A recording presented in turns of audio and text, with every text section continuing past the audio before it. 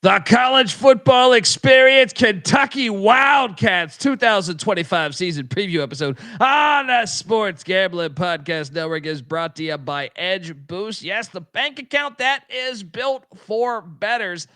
Sign up today at edgeboost.bet with the promo code SGPN and get a free Refs Are Terrorist t-shirt. Claim your free shirt today at sportsgamblingpodcast.com/refs. And remember, as always, folks, to let it ride. This is Jerry Glanville, and you're listening to SGPN. Let it ride, brother.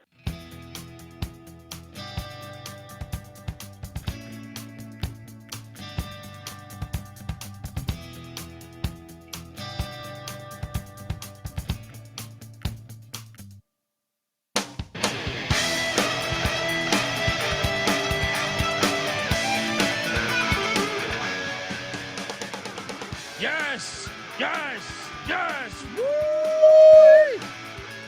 Welcome to the college football experience. Kentucky Wildcat 2025 season preview episode. And look, I'm ready to go. We're already into like the teens of this thing as we break down all 136 teams. So make sure you check them all out. And youtube.com/the college experience. Hop on over there because I believe you should watch the show. But if you're listening, that's okay too.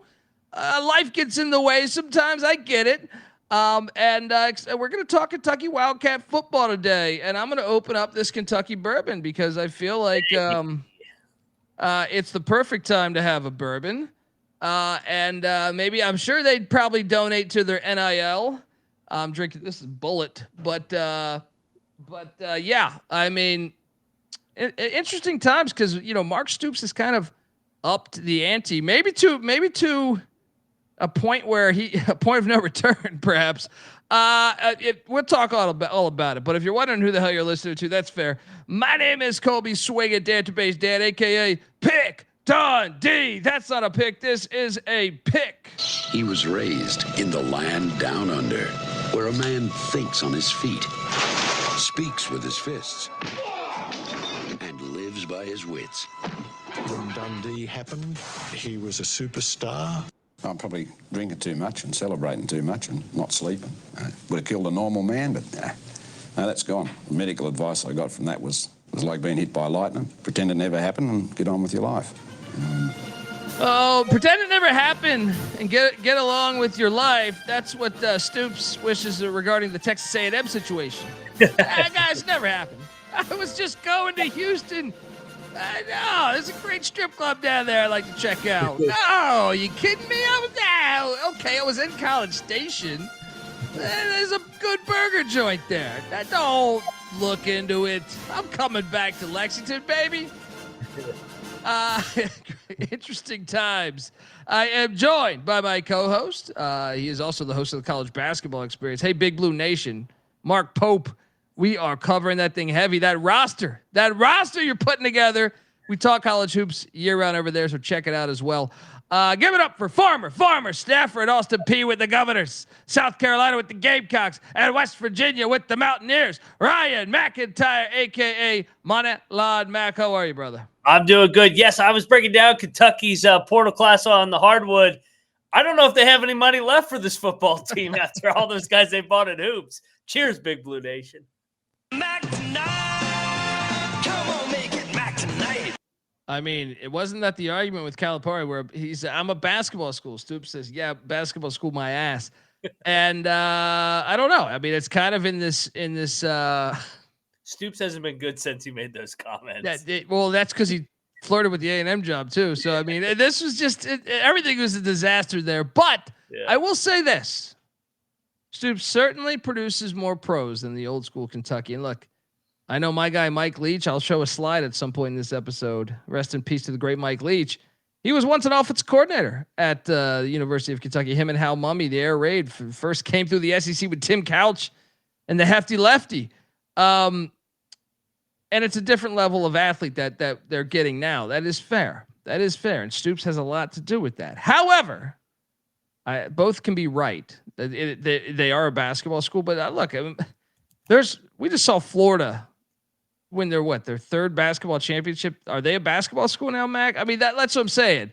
Like the things can swing. They can swing. Each, time changes, things change. And I think there's room for Kentucky to be dominant in baseball, basketball, and football. Shit, start a hockey team while you're at it too.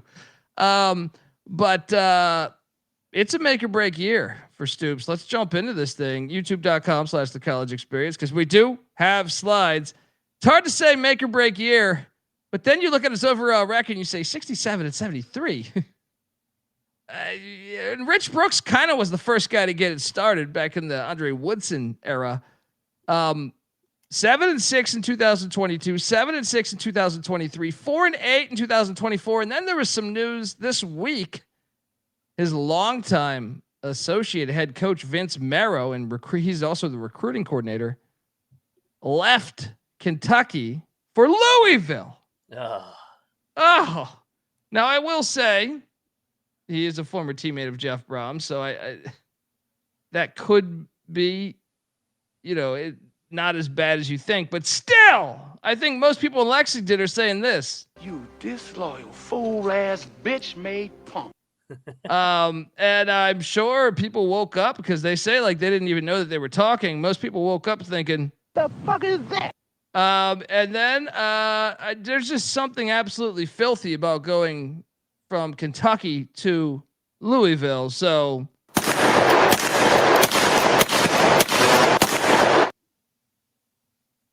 what is that? I mean, I want to get your opinion on Stoops, but I also want to get your opinion on that news, because that seems like you're getting out of the house as half the house is fucking burning down. It just seems like it. It just seems like it. Your thoughts? Yeah, talk about running from your problems there.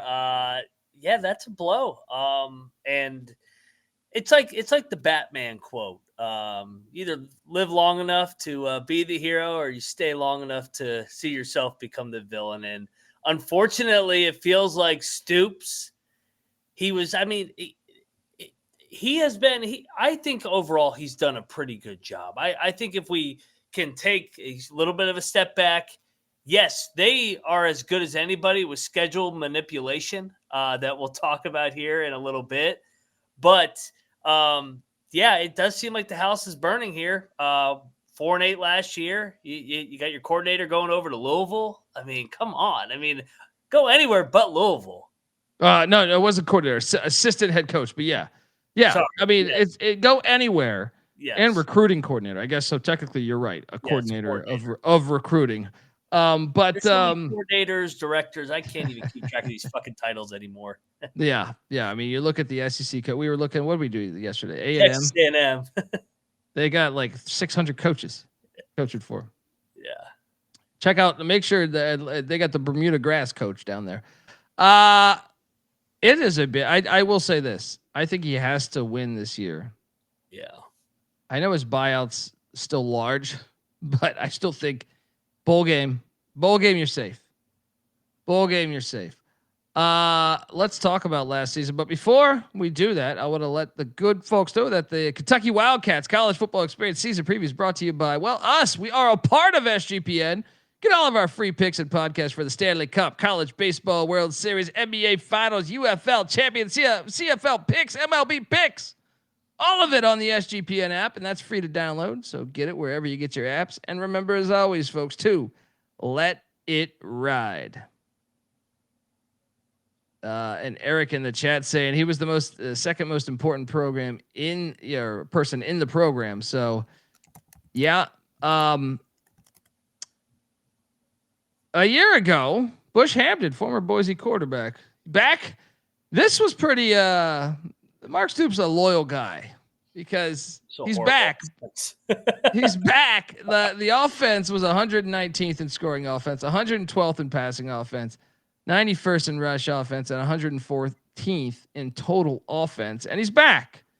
Now, I know you could say he came in late I think he was hired a little bit later into the offseason. So you could say he deserves a mulligan. Either way, those numbers are terrible. What do you make of those numbers? Horrible. And Lane Kiffin, you wonder why you were left out of the playoff. You lost to this team at home and only scored 17 points because Kentucky, I don't think Kentucky scored more than 20 in an SEC game the whole rest of the year. Yeah, no, they weren't even close. So this was the most. They never got to 21 points in one SEC game. I mean, they should have beat Georgia if they could have moved the ball at all. They had that thing, man, for a little bit there. They were in that thing. Yeah. Surprisingly. I thought they're going to get worked. Yeah. It was, I mean, it was painful. It was Iowa-like to a certain degree on the offensive side of the football. Couldn't sustain drives, struggled to run the ball consistently, no explosive plays. I mean, if you're questioning Stoops' loyalty, keeping Hamdan after that year says it all. So I respect the loyalty, but oh man, they better bounce back in a big way this year. Yeah, and the chat's talking about. Shout out to our chat, great people there. It's Eric saying he hasn't seen a home SEC win in 2 fucking years. That's fucking crazy. But I will say this to Dwayne. I'll push back a little bit on you, Dwayne.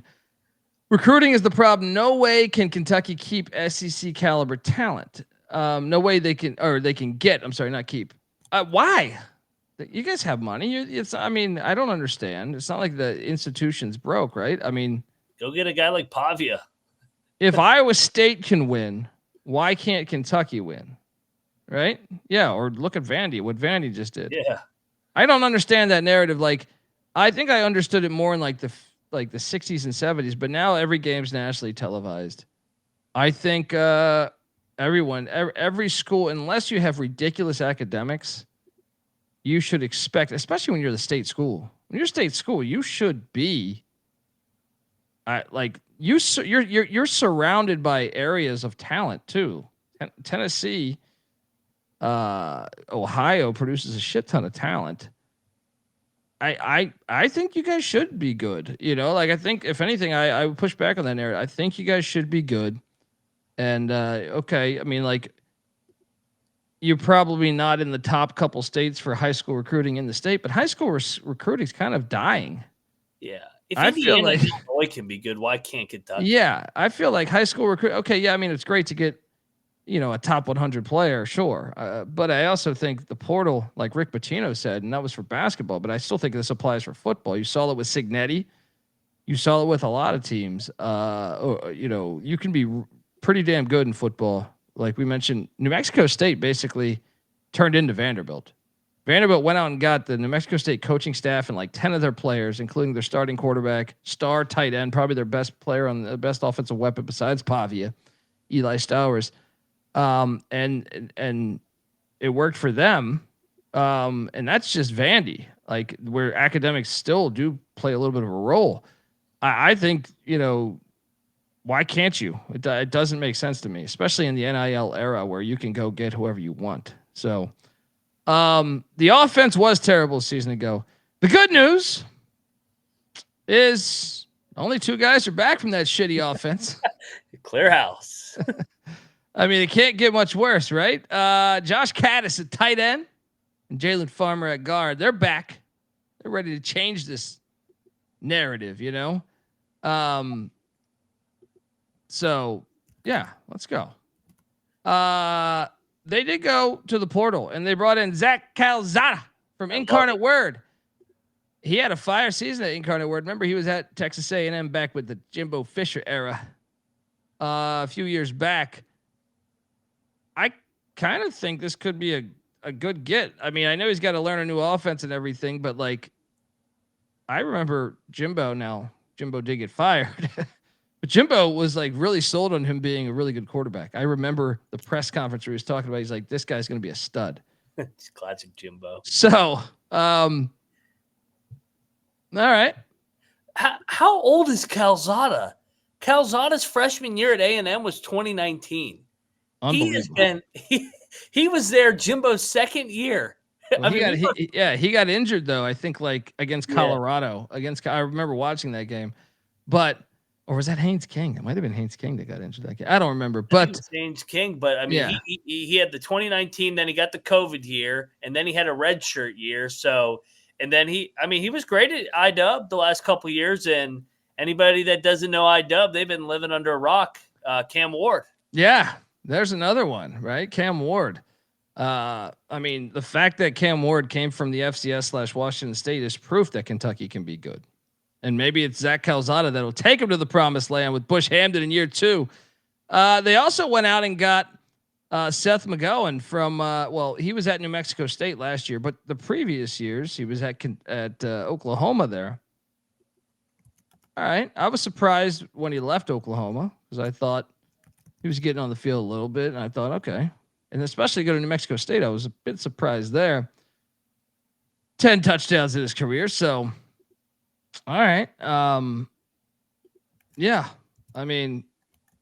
Yeah, you bring in some guys that played major programs and played a decent amount of time. So, the transfer portal though is a bit crazy here. And so Calzada, McGowan come in, Dante, Dowdell, a running back from Nebraska. They get a slew of wide receivers. Not Happy Gilmore, but Hardley Gilmore, which will probably sum up the sequel. From Nebraska. Ashton Kozart comes in from SMU. True Edwards, which I believe is the son of Troy Edwards, the former Pittsburgh Steeler wideout who I remember watching him in college have a game with like 410 yards against Nebraska when they were number 1 in the nation. JJ Hester from Oklahoma, Kendrick Law from Bama, Troy Stellato from Clemson. So, I mean, they brought in some guys, and I think Gilmore might start for him. I would, I don't know. I've read a bunch of different things. I think Law is one that is going to probably start, but who knows? Who knows? I mean, there's a few. I've seen different lineups from about 3 or 4 different publications. So, holy shit, that's a lot of guys. Well, and we're not done. The offensive line, holy shit, and the tight end position. They bring in Elijah Brown from UCF, Henry Boyer from the Illini, and then 5 offensive tackles. That's never a good sign, though, Mac, when you're bringing in that many tackles. 7 offensive linemen in total. Rob Flagler comes in from Ball State. Cameron Jones from JMU. How do I pronounce that one there? Shiza? Is that Shiza? I don't know. Shiza Pete from New Mexico State. Alex Walschlager. All right. That's we all love going to the bar when it's a cold night out and getting a Walschlager. Wallace Unamba from New Mexico, Joshua Braun from Arkansas, and Evan Wibberly from the tops of Western Kentucky. I think this will be fascinating because the entire offensive line coming from the mid-major ranks, with the exception of Joshua Braun. I mean, have some concerns when there's this many new faces. Because another thing is like they're learning his offense, Hamdan's offense, like it's a first year again. Yeah.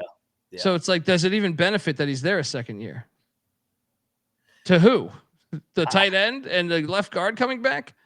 I don't know, man. This team is very intriguing. I'm not gonna lie. I mean, on the one side of the ball, you got the two journeymen, Calzada and McGowan, that both started college in 2019 and 2020. Then you got all the mid majors on the offensive line. I will say they're bringing in, for the most part, guys from winning programs. Programs like JMU, Illinois. I got New Mexico State 2 years ago. I know they struggled a little bit last year. So this is almost an impossible offense to project, just with all these new faces. But I know one thing, they'll be better than last year. They can't be any worse. Yeah. I like Calzada, so I mean that's a good start. I do think that is an upgrade. I actually believe that's an upgrade at the quarterback spot. Now, I don't know about the offensive line. I mean, I was going to say, can they protect his ass? Yeah. He could be on IR week 4. I mean, to see the entire offensive line mesh together, we won't even know that answer until we watch the first games. Yeah, I don't know. This is intriguing, but well, let's talk about the defensive side of the ball because that's Stoops' MO. But before we do that, I want to let you know that the college football experience Wildcat style is brought to you by Edge Boost. Yes, the first ever bank account that is built for bettors, ensuring all gambling transactions are approved. I mean, there's no usage fees. There's no minimums. There's no credit checks. They're not gonna find out you missed a payment for your car for 6 straight years, right? Don't worry, you're good. You're good. Sign up today at Edge Boost. Bet with the promo code SGPN. And look, if this is the last week to sign up and get a free Refs or Terrorist T-shirt, those shirts I have mine in the other room. Fire. Go to sportsgamblingpodcast.com/refs to claim your free shirt today. And remember, as always, to let it ride. We're also brought to you by Circa Casino, downtown Las Vegas. And their ultimate fantasy football giveaway is incredible.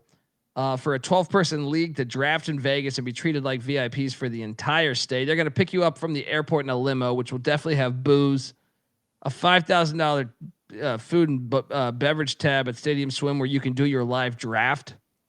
If you haven't seen Stadium Swim, come on. And a hotel stay for you and your 11 league mates. And you can always get 15% off at the Circa properties with the promo code SGP15. So enter the ultimate fantasy football contest for free at sportsgamblingpodcast.com/circa. That's CIRCA. That's sportsgamblingpodcast.com/circa. All right, we are back. We are ready to talk defense. Okay, Stoops. Brad White doing a good job, solid job. Scoring defense, they were 33rd in all the land this season. Go 21st in pass defense, 86th in rush defense, and 44th in overall defense. So even with a shitty year, still like respectable numbers. I mean, obviously the run defense you'd like to be a lot better, but I mean, overall it's not terrible. But I guess I would have expected that with it being a Stoops coach team. What do you make of these numbers? I was just about to say, anytime you get a coach that's got an Iowa defensive background, you know they're going to be well coached defensively. I mean, that's been his calling card for his entire career, whether it was a coordinator at Florida State, Arizona. He's always been a defensive guy. So they've always played good defense at Kentucky. And I think that's why they've been able to overachieve in some of these years. But it does make sense that maybe their pass defense was better than their rush defense because they were behind in so many games. I think a lot of teams just ran on them with a 2 to 3 touchdown lead. Yeah. Another thing is how much of this is because there's no longer an SEC East for whatever reasons. During the Mark Stoops tenure, I know Georgia was rolling, but not at the beginning of his tenure. Beginning of his tenure, Mark Richt was there, and they were still good. They had great players still, but they weren't national championship good. But Florida's kind of been a disaster off and on over the past decade with Muschamp and McElwain and Mullen and Napier. And South Carolina had some tough years there. Remember when the Citadel went in there and beat them? I saw that clip earlier today on Twitter. Oh, it's classic triple option. That's why that's why Kentucky should consider running it. Yeah, my point is that the SEC East was down for a little bit. It was down for a little bit. So maybe that's some of it. Now you got to play so many more teams from the West, and then you add in Oklahoma and Texas.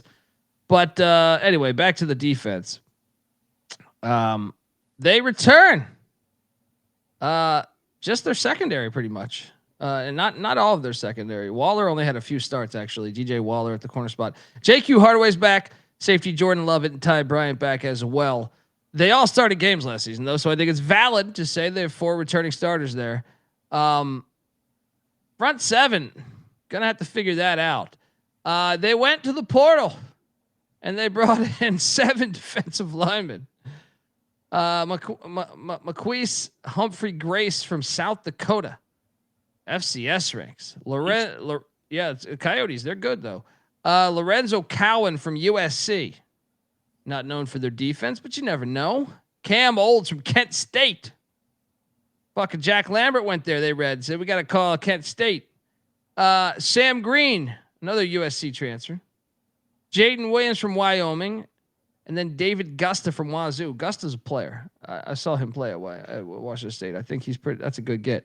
Linebacker Landon Watson from Marshall. They won the Sun Belt Championship. And then Kevis Thomas from Maryland.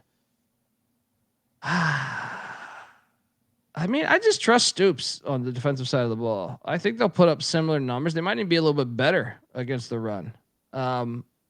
I worry more so about the offense. I think the defense will find a way to be decent. How about you? Yeah, I'm not worried about the defense. Humphrey, Grayson, and Gussa are going to be leaned on big time to produce right away and really be leaders on this defense, it looks like. So I think I like having all those guys back in the secondary too. I'm with you. I'm not worried about the defense. The defense will keep them in the game as much as possible, but they're going to need the offense to be a little bit respectable to complement this defense. Yeah. And once again, the entire offense it's almost like the OC's in his first year because the whole offense is new. Well, we like to talk about state of the program here. And part of the state of the program is your stadium. Whether you like it or not, it is. Part of what makes college football the greatest thing on fucking planet Earth is their fucking stadiums. All right? Commonwealth Stadium. I'm not calling it that Kroger bullshit. It is Commonwealth Stadium. All right? 52 years young. I was going to give it a 7 of 10, but then you dive into the photos and it's just like, damn, it is a good looking stadium. Right? Just because they were calling it Kroger Stadium, I was like, fuck this. I'm giving it a 7. No, I gave it an 8. All right? Came to my senses. Mac, this is a great stadium. I mean, it's like in the SEC ranks, it's probably not in the tops, but I still dig it. I think it's a cool stadium. I would love to go to a game there. Never been to a game there. And I need to, because when you look at this field and this stadium, it's football done right. There's no roof, no ceiling, none of that bullshit. And it looks pretty nice. Looks pretty damn nice. So I gave it, I'm in a good mood. I gave it an 8. Some of these shots are fire. What do you give this thing, man? I think an 8's fair. 61,000 strong there at Commonwealth Stadium. They've had some cool night games. Like you say, like the shots at nighttime, I think are pretty damn cool. So I didn't go there for a game, but I've driven by it. I've been to Rupp. I haven't been to Commonwealth. So that's on my bucket list too. Yeah, I got to get to a game there. I mean, it's a good looking stadium, man, especially with these fireworks going on, man. Yeah, catch a night game there. You're in the Kentucky area, even if you're in Tennessee or some shit, get out to a Wildcat game. Make the drive. What are you doing with your bum ass life? All right. What are you doing? Go support college football. It's the only show that shits on the viewer. Hey, fuck you over there. You bum ass life. Listen to my damn podcast. Yeah, it's a good stadium, man. Get out there, tailgate, do some nose beers with fucking Ashley Judd or something. Who knows? Look, yeah, 8 of 10. 8 of 10. I like that shot there when it's stormy. You see, there's a nice daytime shot out there for it. It is a good stadium, man, and the fans are loyal. Big Blue Nation is fucking good, man. They're good. All right. So state of the program. Now this is where it was tricky. I had to give it a 5 of 10 because lowest so far. Well, hear me out. You have this drama where your winningest coach probably since fucking Bear Bryant has like flirted with another job. Like it seems like the fans kind of don't want him there anymore. You can't even play the SEC East schedule anymore. You're playing another bunch of you added in. You voted for these other teams to come in that have better historical programs, probably spend more money on football than you. Now your top assistant leaves for Louisville of all places, and Brom seems to get that thing going. So I had to say 5 of 10 right now because of all the taboo going on. I feel like state of the program. Do you feel comfortable that Stoops is coaching there in 12 months? Shit, not only 12 months. I don't know that he's coaching it in November. So I think 5 is generous. They're also 28-62 in the SEC play under Stoops. So like they do a great job against the shit teams, aka their bye games. I was gonna give it a 4. They're about as low on the totem pole in terms of trajectory. Yeah, you're probably looking for a new coach. You're at the bottom in, I guess, resources in the SEC from a football standpoint because you're all in on basketball.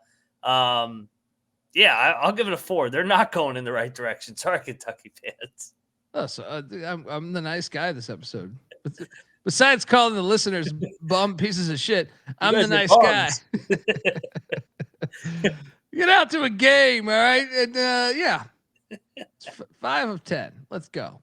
We're going to get to the schedule. We're going to get to that 2025 schedule. Maybe Mark Stoops. That's the best thing about sports. You can always shit on idiots like me. That's what I love about sports is that, you know, you can listen to this and be like, this guy Dundee's a fucking idiot. I'm going to throw for 5,000 yards this year. You know what I mean? So it's the best. You get to just truly shut somebody up. And yeah, that's one of the best things about sports. One of the other best things about sports is us, SGPN. All right.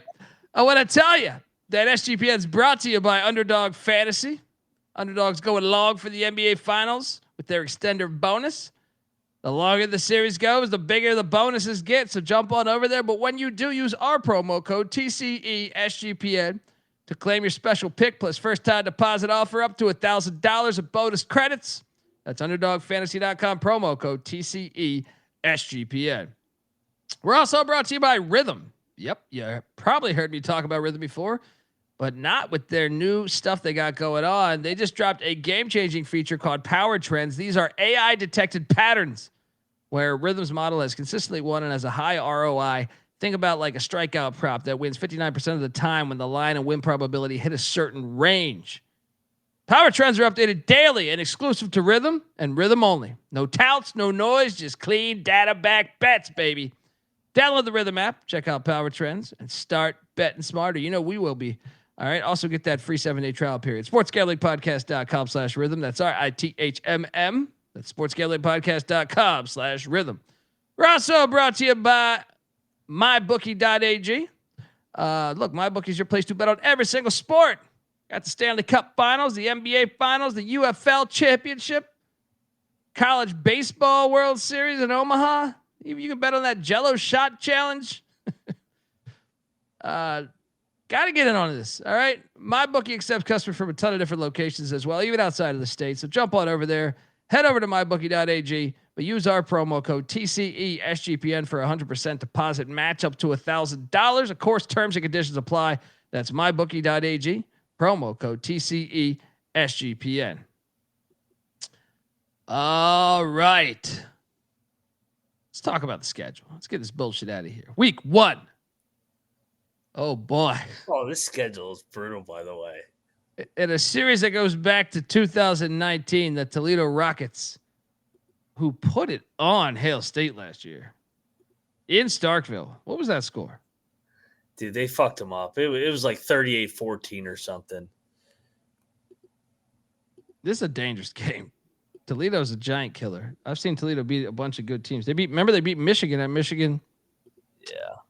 They beat Mississippi State at Mississippi State. Beat Colorado one year. I've seen them. I mean, this is a legit. I can tell you this: Toledo's offense is better than Kentucky's, without question. I feel like that's not a crazy statement.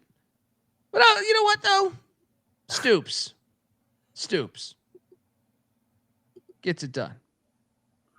24-23. They're down 23-17 late. Zach Calzada.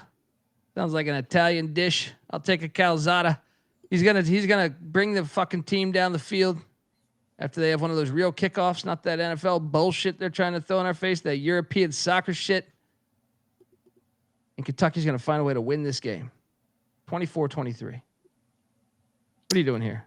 I'm going to go Kentucky as well. I would imagine Toledo is going to be a very popular upset pick because of how bad Kentucky. Everybody's out of Kentucky. I'm trying to look. When was the last time Stoops lost a bye game in September? I don't think he has. I think Southern Miss got him.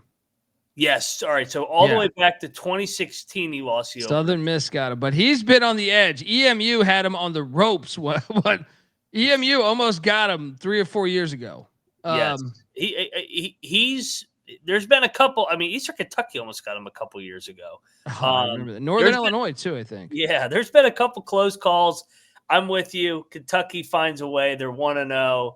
They better get this one too, by the way.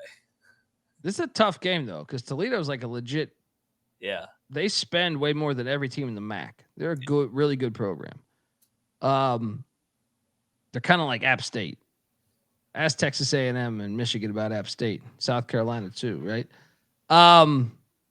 Week 2. This crazy racist bastard's coming into Kentucky.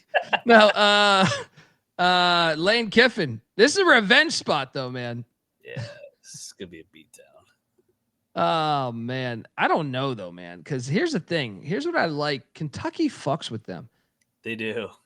It's always a close game. Actually. That's what I'm saying. They should have won the previous time before. Like Will Levis fumbled when they were in field goal range, and I think Stoops. One of the reasons why I'm not a huge Lane Kiffin guy is I always thought his offenses are somewhat gimmicky, and I feel like Stoops can kind of put the kibosh on that offense. Does a pretty damn good job game planning for it. I think you still have to take Ole Miss, but I mean, I don't know. You know what? No, I got it. Between this and Toledo, they're going to lose one of them. I'm looking at it. Every time that they've played, it's been like a 3-point game. I told you, man. Yeah. He schemes him up. Like Kiffin's offense only works because he has better athletes. Like when he plays Wake Forest or something, they destroy him. Or Duke in the bowl game, but Duke didn't have their whole team. But it's kind of a gimmick offense. So it's like, they were running the Jeff Lebby shit for so long, with their little quarterbacks doing that bitch ass late slide. Give me Kentucky to shock everybody. They beat him again. Yeah. Stoops gets it. Sometimes these teams, when everybody's saying they're going to suck, they come in with a chip on their shoulder to start the year. So Kentucky beats Ole Miss in the foo-foo offense that you're talking about. Game 2 without Jackson Dart. First game on the road. Yeah, let's go. Kentucky upset. Between this and Toledo, I think they're going to drop one. I mean, they have great fans that play. Those places will be lit. It doesn't matter who the hell's coaching there, but I just think 1-1 is more realistic than 2-0. Week 3, the Eastern Michigan, those pesky Eagles that gave them a tough game. Chris Creighton's boys. We already did the Eastern Michigan preview. You can go listen to that one. We took Kentucky. So 2-1, 3-0 for you, buddy. Yeah, it's actually tempting to take Eastern Michigan if they beat Ole Miss. I mean, Chris Creighton's teams, they won at Purdue, they won at Illinois, they won at Arizona. They got Herm Edwards fired at Arizona State. So, I mean, it wouldn't be that shocking. I mean, but I'll take Kentucky to get this. 2-1. 2-1. Yeah. You got them 3-0. You're 3-0, man. They're coming in, man. They're feeling good about themselves. And here we go. SEC play. Then you got a bye week. Shout out to the bye week there. And then they come out of the bye week. And they head to Williams-Brice Stadium, awesome college football environment. Series goes back to 1937. And I feel this is a winnable game to me still. I know Kentucky, like Lenora Sellers looked really good late in the year at South Carolina, but I also remember the Old Dominion game where they should have lost. But, I mean, I got to take South Carolina. There was a time under Stoops where they owned South Carolina. They still could win this game. They could win this game, but I just think the environment is so fucking lit there. Yeah. I think if you're playing the percentages, I think South Carolina is the one you got to say here. But they're capable of winning this because the defense could give Lenora Sellers some issues. But yeah, I got them 2-2. So you got them 3-1. Yeah, I'm gonna take the Gamecocks here. Then back-to-back away. Lost. That's tough. Lost. Did they play at Georgia last year, or was that in Lexington? No, it was in Lexington. It was a primetime game. It was. I remember watching it. I remember it was, but for some reason I thought it was in Athens. Last time they went to Athens, it was 51-13. Okay, fair enough. Yeah, the series goes back to 1939. This is a loss, so I got them 2-3. How about you? Yeah, I'm not picking them to win in Georgia. Yeah, I thought you might say, well, they were close last year. They got a confidence about them, an aura about them. That's the worst thing that could have happened. Kirby's going to just put on that all week, and they're going to beat the brakes off of Kentucky. Yeah. Yeah. Sorry, Kentucky fans. This is a Kentucky preview, not the Georgia preview. Then you got at least you get another bye week after the body blow that is Georgia. Yeah. You come out of the bye week and oh shit. God damn. Georgia and Texas back to back? Hey, didn't they play Texas well last year? I think they played Texas quite well last year.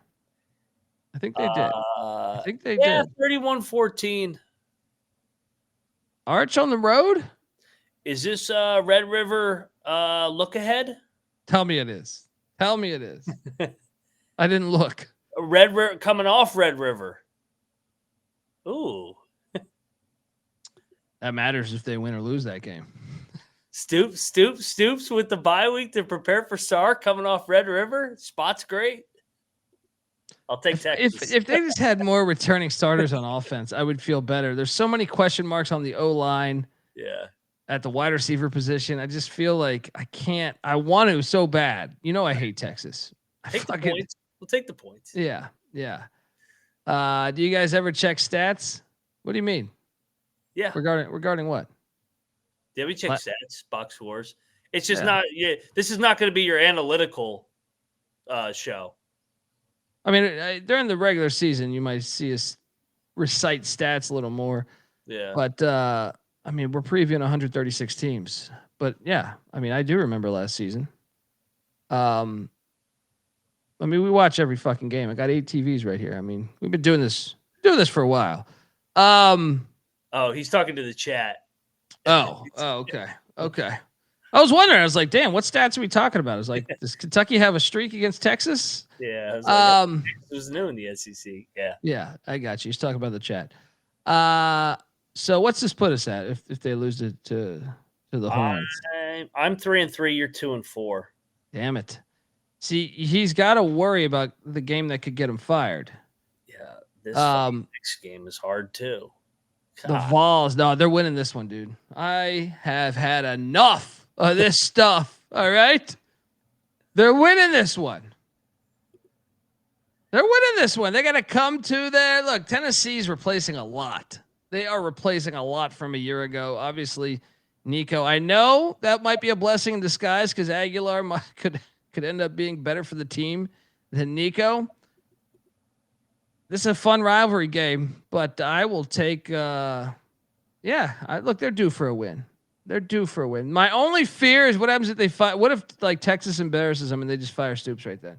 Yeah, I will say, the last 3 losses or last 4 losses have been 1-score games in Lexington. Like they've been knocking on the door. This is the one, man. They lost all their defensive line was really good a year ago. Tennessee's. Yeah. They lost that. You know, they obviously lost Nico. The running back room's different. They're off of Alabama too. Yeah, give me Kentucky.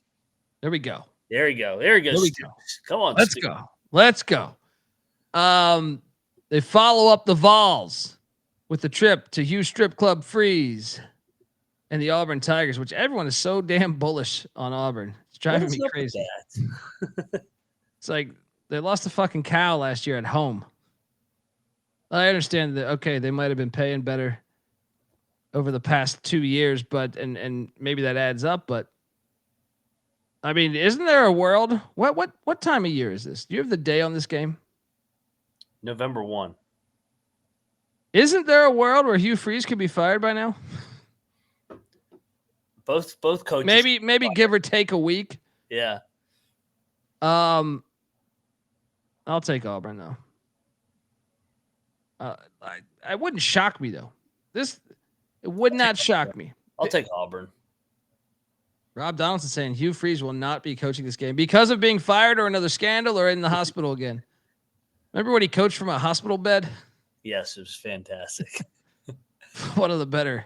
He's like Petrino 2.0. Who you taking? You taking Auburn?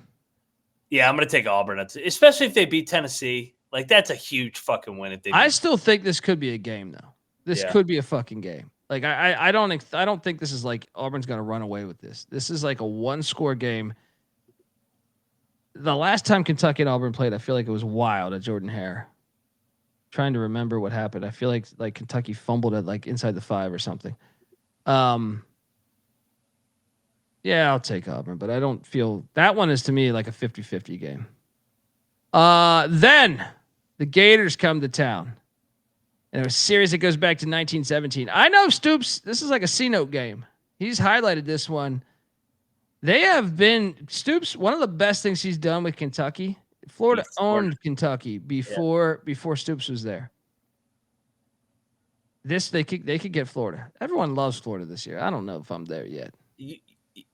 I'll tell you what, they got every team off a big rivalry game. They got Texas off the Red River. They got Tennessee off the Alabama game, the cigar game, and then they're getting Florida off the cocktail party game. This, give me Kentucky. Give me Kentucky. Give me Kentucky. Kentucky. This Gator bullshit. All right, Stoops let's go. Napier could be fired by here too. The whole damn schedule. I feel like. Let's go. I feel like Kentucky historically under Stoops. I know the last game got away from them last year, but historically under Stoops, they have given Florida a hard time. They can do this. They can do this. They had beaten them 3 in a row before that. So yeah. Rob Donaldson thinks we're getting carried away, right? What I got him at 4 wins right now. What are my wins? Eastern Michigan, Toledo. I got him at 5. Yeah, came away from going bowling. Well, watch out because GBO Farms is Tennessee Tech. Very Golden Eagles come to town. Win. Yes, bowling. Kentucky's bowling over here. Man, they're gonna freaking buy me freaking front row seats for Kentucky next year because I guarantee no other podcast has Kentucky bowling. I mean, they go to take on Diego Pissing Pavia. They could win this game, but I'm taking Vandy. Anytime you get a quarterback that's been in college for like 10 years, that's a good thing to have, I think. And the Pisser, but this is a game too. I mean, Vandy doesn't, but I do like Vandy. Eli Steller's coming back. But I think it's a Big Blue Nation might make the trip down there. But I got to take Vandy. Jerry Kill. What are you doing here? I'll take Vandy. The continuity, Pavia Senior Day. Then we end the season at Papa John's Stadium, wherever the fuck they're calling that thing now. Series Governor's Cup goes back to 1912. I got to take Louisville, man. I'm sorry, Big Blue Nation. Yeah. Louisville, I like their roster. Their running backs, their QB coming in from USC Miller Moss. Brom is a very good coach, X's and O's. I hate to say this on your podcast, but I think Louisville's the play. So I got them 5-7. I got 5-7. Yeah, I got Brom too, man. I'm with you. I'm a big Jeff Brom guy, and shout out to It's Eric. I'll meet you there. Let's go. Save that bourbon in that flask for me for some Kentucky football this year. 6-6 bowling. Side note: Kentucky had been to 8 straight bowl games before last year, so that was the SEC East. True. But I got them beating all the SEC East teams. Tennessee and Florida. That's what gets them over the finish line. 6-6 for me. Shout out to Kentucky Football Nation. He thinks 6-6. I think it's right on the fence there. I got him 5-7. To me, like your floor is like what 4-8. Your ceiling is 7-5, maybe. Yeah, I mean the road games are hard. Yeah. Well, the win total is 4.5. I like the over. I love the odds. Plus 25,000 to win the SEC, but plus 2,000 to make the CFP. Someone make it make sense. So I guess I'm on the over. I don't feel incredibly strong conviction just because. Let me build you a scenario. Like I think the over. If you could tell me that Stoops is coaching every damn game this season, I would bet the over probably. Mm-hmm. But I think they might want to can them at a certain point in the season, and that makes it tricky because then your team could quit. We've seen this before with Florida. We've seen this before with a bunch of other teams outside of the SEC or whatever, where if they do can them, it's possible that the team could quit. So it makes it a tricky play. But I think they're going to go over 4.5 wins. I think they're going to go over this.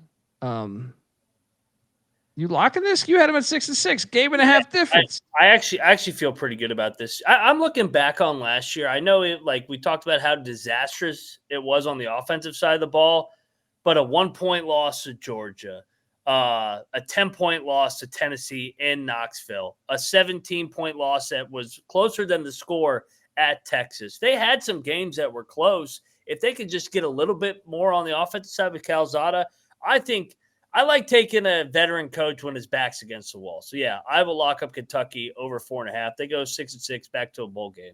Go Big Blue. Let's fucking go. I'm on the over, but I'm not going to lock it up. But you can have that lock. I'll even play your music here. Money line, Mac, lock it up. The over on Big Blue Nation.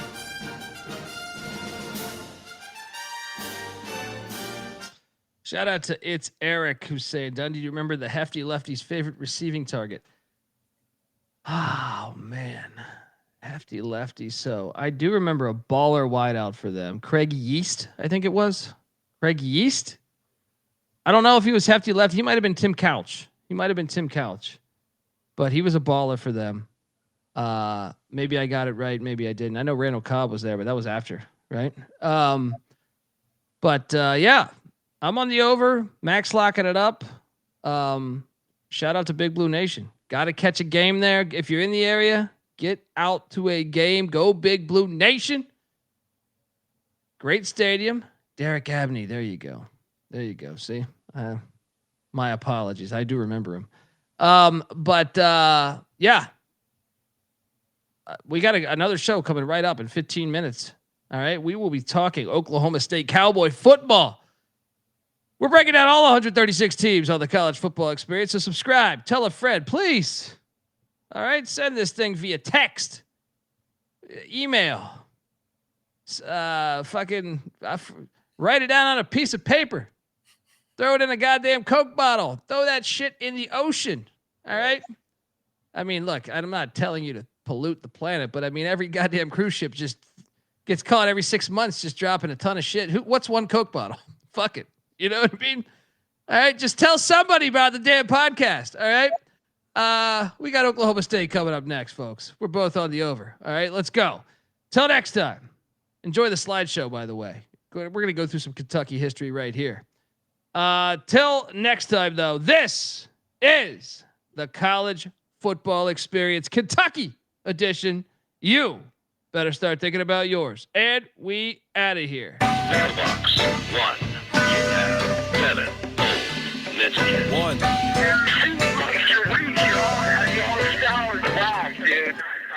I'm not saying I'm impossible to outsmart my body and soul, or nothing without heart. And I'm not saying I'm impossible to outrun my body and soul, or nothing without love. And I'm not saying I'm impossible to outdo my body and soul, or nothing without truth. And I'm not saying it's impossible, but you're nothing without yourself.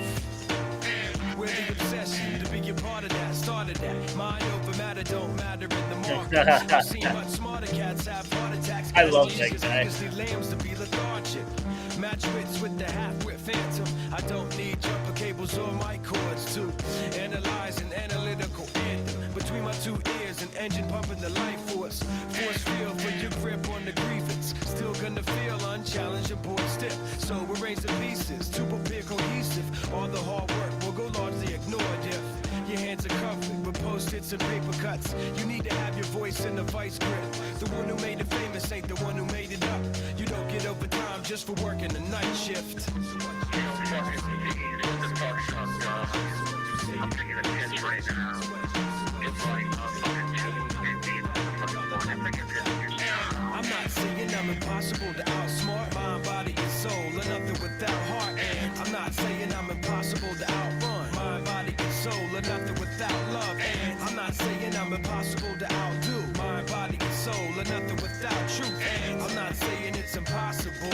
You're nothing without yourself. Every time I close my eyes, I'm taken to the same place, a playing field, and every contestant's got the game face. Everybody's yelling, you ought to play it safe. Make sure them shoes are tied and ankles taped. Shake the cobweb, hit the ground running. This is how cunning I can get with the footwork. You're doing it right, well, it shouldn't hurt. Flirt with greatness, still I run the famous. Nice high heels, I got mics for spikes. Trampling the home team and the turf for life. For the few fleet of foot, too fast for me. I fear none, cause I run and ignore the pair of feet by the tree that are fast asleep. In love with the game, you adore the hair. I believe in achievement. My soul isn't rewarded just cause the season goaler moves toward it.